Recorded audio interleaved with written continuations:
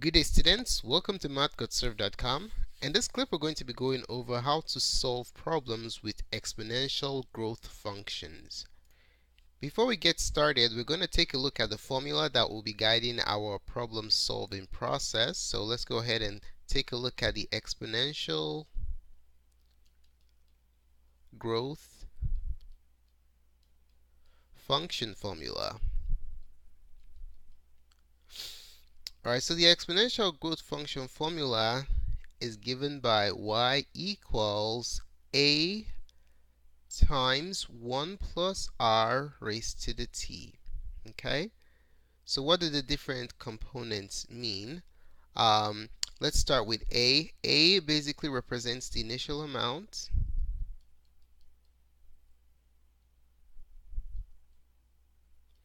R represents the growth rate. And something to note about the growth rate is that it has to be in decimal form. Okay, so a lot of problems that we are going to be looking at today will be presented in percent form. So we want to make sure that we remember to change the growth rate to decimal form. So that's very, very important. And then t basically represents time. And then y, the output, represents final amount after time t.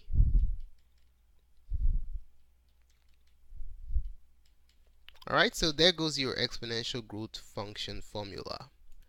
Alright, let's go ahead and consider the following example. It reads, Nathalie invests $6,000 in a high yield savings account that pays an annual interest of 5%. Question. The first part, you have to write an exponential growth model for this situation. And then secondly, how much will Natalie have in 25 years? All right, so let's take a look at the first part. The first part is to write the growth model for this situation. So to generate the growth model for this situation, let's start off by writing down the formula that will guide our problem solving process. Now there are two formulas that are really similar to each other. They are the exponential growth and exponential decay functions. If you look at this scenario right here, she's putting her money in a savings account that pays interest. Interest causes your balance to grow. Okay, so that basically tells us that this is an exponential growth scenario. So we're going to be using the exponential growth function, which is y equals a times 1 plus r to the t. In the next tutorial, we're going to be going over the exponential decay function. Alright, so this is the formula right here. Now let's go ahead and write down what we know and what we need. So for this setup that we have, the time t is just going to be t because we're looking for a growth model for any time. Alright, the interest rate is given by r, and in this problem r is 5%. Now how do you convert 5% to decimal? So remember, percent just basically means divide by 100. Okay, so 5% means that you're dividing 5 by 100. So 5% in fraction form is 5 over 100. And if you want to write this as a decimal, all you just have to do is execute the number of decimal point moves that will change the denominator into 1. So in the denominator, I have to move the decimal point 2 places to the left, and that makes the denominator 1. So the same applies to the numerator. Move the decimal point 2 places to the left. Okay? Why are we moving it 2 places? Why do we want 1 in the bottom? Well, we want 1 in the denominator because when you divide anything by 1, you end up with what you originally started with. Okay? So 0.05 divided by 1 is just 0.05. So this is the decimal equivalent of 5%. All right? So 5% is the same thing as 5 over 100. And this is the same thing as 0.05. Okay? All these three basically mean the same thing. So in this particular problem, you want to work with decimal format because it's easier to use your calculator if you have it in decimal format. So the rate is 5%. We're going to do what we talked about on the right here. Change that to decimal form. Just move the decimal point 2 places to the left. And our rate, interest rate, is going to be 0.05. Okay? And then initial amount.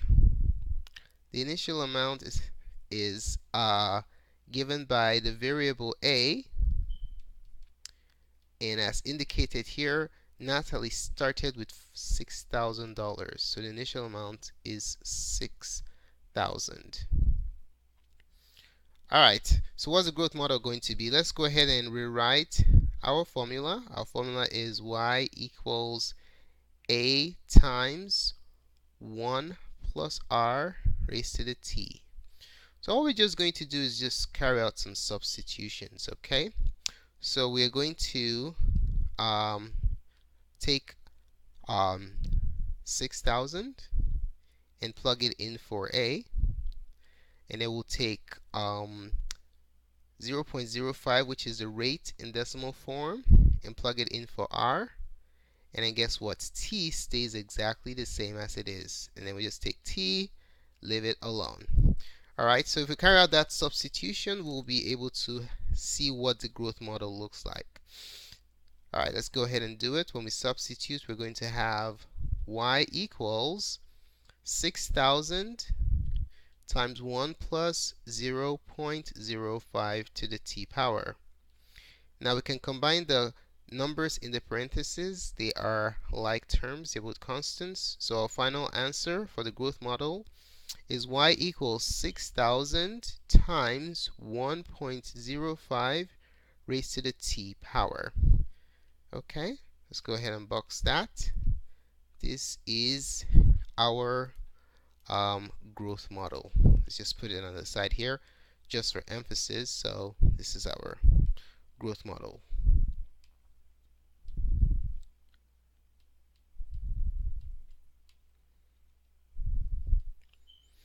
All right, the second part of the question says, how much will Natalie have in 25 years?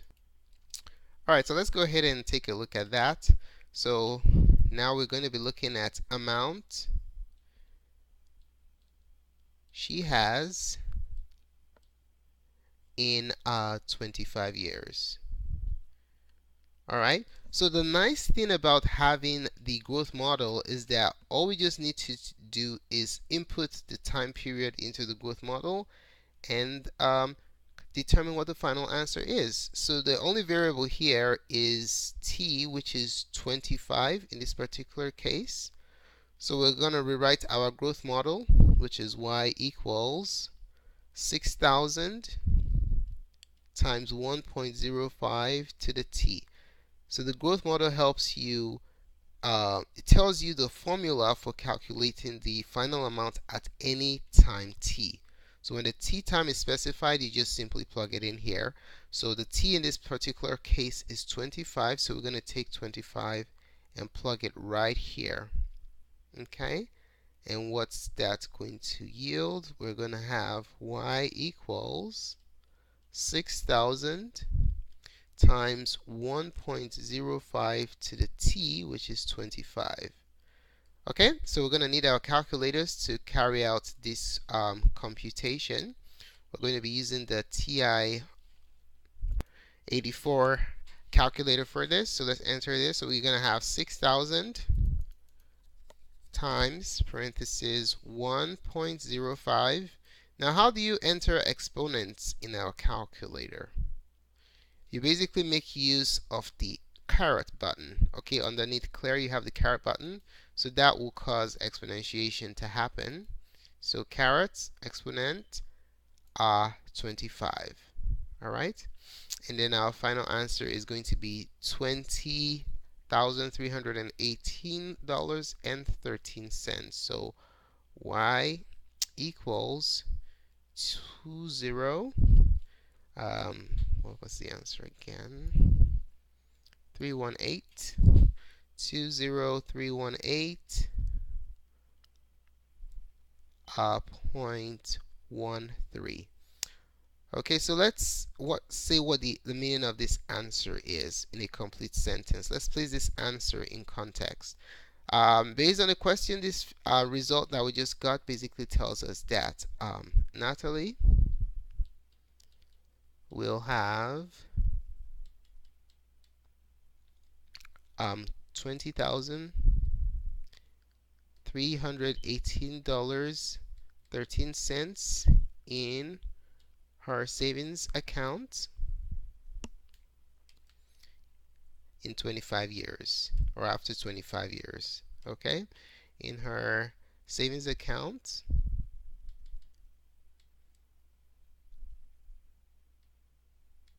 after 25 years. Alright, so there goes an example on how to use the exponential growth function to solve a problem. Alright, so how well did you master the contents of this presentation? To demonstrate mastery, we'd like you to take a look at these three problems. Go ahead and try them out.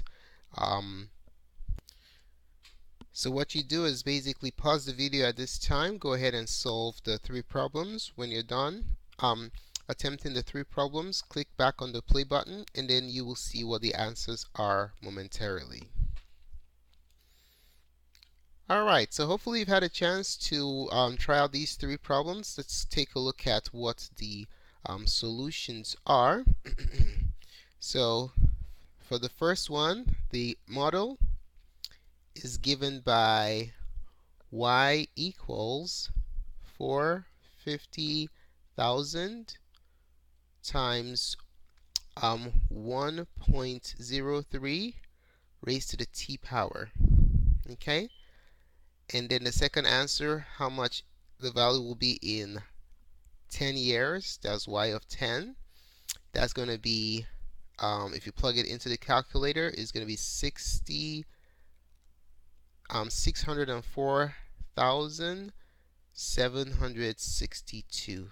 604,762. The second one, the model,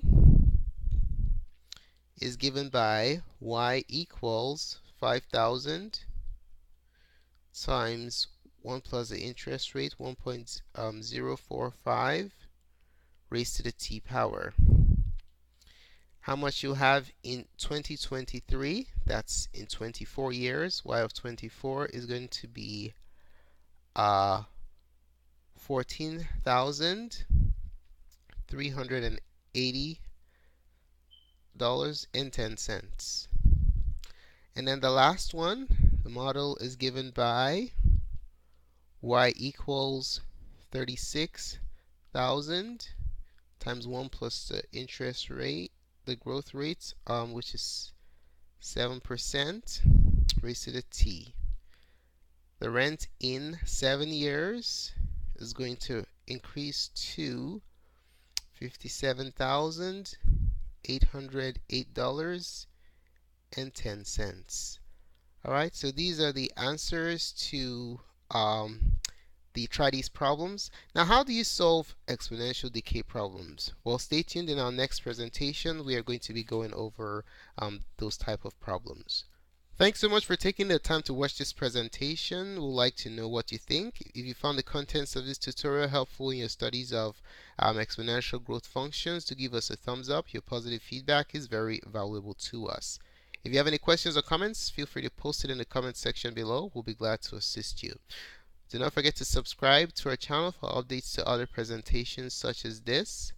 More support resources can be found at math.serve.com. Do check it out. Thanks again for watching and have a wonderful day. Goodbye.